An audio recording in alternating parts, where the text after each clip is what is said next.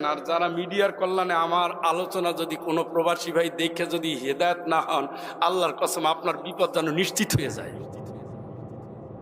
কিছু তো বলা লাগবে, পরে কান্দার চেয়ে আগে সোজা হয়ে যাওয়া ভালো। কারণ আমাদের বাবারা তো মারাত্মক ইনসাফ। আপনার টাকা দিয়ে জমি রাখে সব বাপের নামে, বাপ মরে গেলে সবাই ভাগ পায়। বাংলাদেশের বাবারা 90% স্বার্থপর।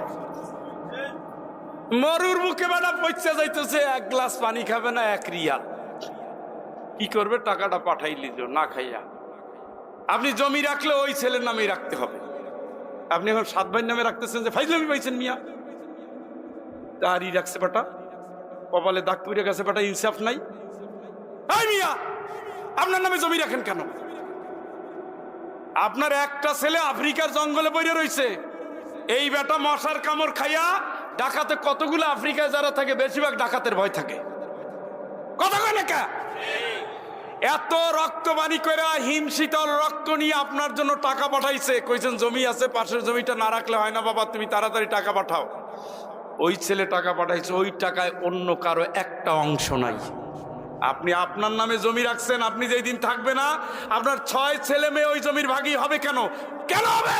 ওটা একজনের টাকা, একজনের জন্য বাজেট। আল্লাহর কসম, ইন্নাল্লাহ ইয়ামুরু বিল আদল, আল্লাহ বলছে সবার আগে তুমি ইনসাফ করো, ইনসাফ করো, ইনসাফ করো। আপনি তো বেইনসাফি বাবা।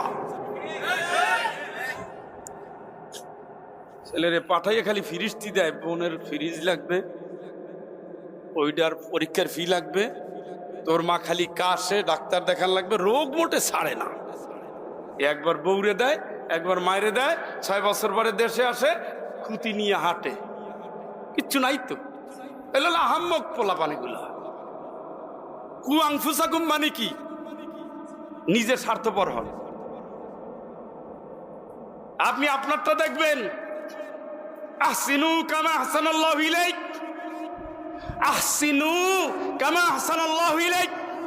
নিজে দয়া করো, নিজের প্রতি নিজে দয়া করো। আল্লাহ যাদের মাধ্যমে তোমারে দয়া করেছে তাদের উপরে দয়া করো। ইসলাম আগে নিজের দিকে তাকাতে বলে, আগে নিজে বাঁচো, তারপরে সবাইরে বাঁচাও। আপনার বাপ মা হক তারে দিবেন, ভাই বোন হক তারে দিবেন, আপনার স্ত্রী আপনার অধিকার তারে দিবেন। আপনি আপনার হকটা, ওয়ালা তানসা নাসিবাকা মিনাদ দুনিয়া, দুনিয়ায় আপনার অংশকে আপনি ভুলে যাবেন না। সুবহানাল্লাহ কয় না কে? এটা কার কথা? কার কথা? ওয়ালা তানসা নাসিবাকা মিনাদ দুনিয়া। এই আয়াত নাজিল হয়েছে কারুনের উপলক্ষে। কারুনের মতো সম্পদ আপনার আসেনি? কথা কয় না? কারুনের এত অঢেল সম্পদ, তারপর আল্লাহ কারুনের তোমার হক তুমি বুঝে নিও, তারপরে যে আল্লাহ দিছে তার হকটা আদায় করিও।